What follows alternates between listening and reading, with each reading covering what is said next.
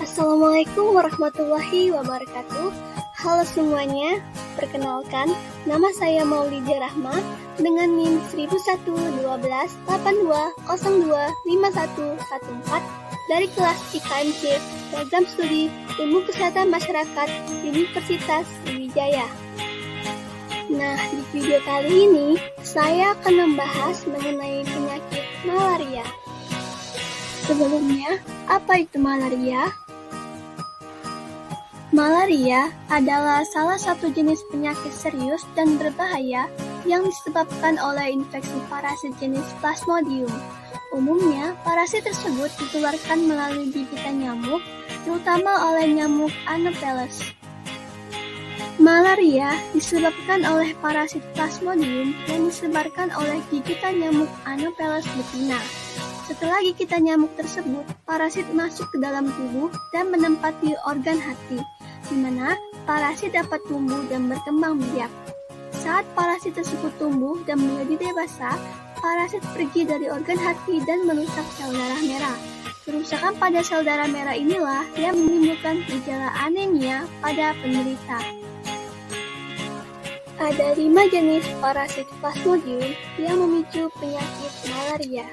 Yang pertama, Plasmodium falciparum, kedua, Plasmodium vivax, ketiga, Plasmodium ovale, keempat, Plasmodium malariae, kelima, Plasmodium knowlesi. Gejala malaria. Pada kebanyakan orang, tanda-tanda dan gejala malaria muncul sekitar 10 hari hingga 4 minggu setelah pertama kali terinfeksi. Namun, terdapat kasus di mana penderita mulai merasakan gejala 7 hari setelah tergigit nyamuk atau bahkan 1 tahun kemudian. Tanda-tanda dan gejala umum dari penyakit malaria adalah menggigil sedang sampai berat, demam tinggi, tubuh kelelahan, banyak berkeringat, sakit kepala, mual disertai muntah, diare, dan nyeri otot. Bahaya dari malaria. Yang pertama, jika tidak ditangani segera, dapat menjadi malaria berat yang menyebabkan kematian. Yang kedua, malaria dapat menyebabkan anemia yang mengakibatkan penurunan kualitas sumber daya manusia. Yang ketiga, malaria pada wanita hamil jika tidak diobati dapat menyebabkan keguguran, lahir kurang bulan, dan berat badan lahir rendah, serta lahir mati.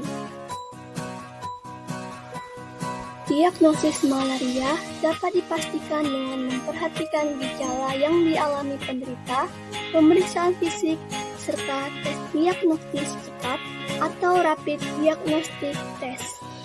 RDT ini dilakukan untuk mengetahui keberadaan dan jenis parasit yang menyebabkan malaria.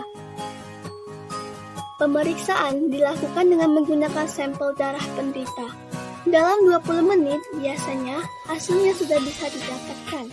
Hasil RDT ini sangat penting dalam menentukan tipe pengobatan anti-malaria yang akan diberikan kepada penderita.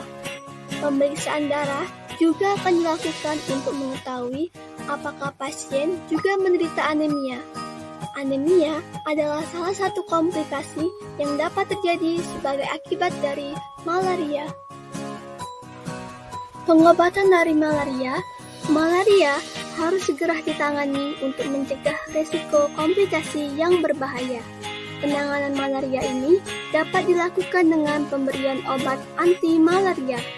Obat-obatan ini perlu disesuaikan dengan jenis parasit penyebab malaria, tingkat keparahan, atau riwayat area geografis yang pernah ditinggali penderita.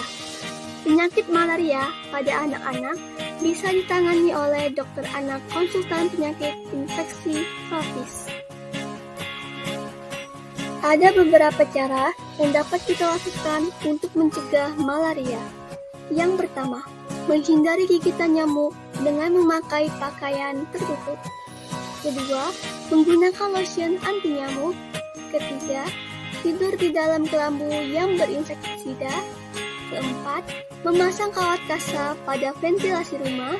Kelima, jika akan berpergian ke tempat di mana banyak nyamuk malaria mengancam, konsultasikan dulu dengan dokter. Keenam, jangan keluar rumah setelah senja. Ketujuh, menyemprotkan obat nyamuk di kamar tidur dan seisi rumah. Kedelapan, jaga kesehatan diri dengan makan makanan bergizi dan olahraga teratur untuk meningkatkan sistem imun dan mencegah serangan penyakit malaria. Baiklah, mungkin itu saja yang dapat saya sampaikan. Lebih dan kurangnya saya mohon maaf. Saya akhiri. Wassalamualaikum warahmatullahi wabarakatuh.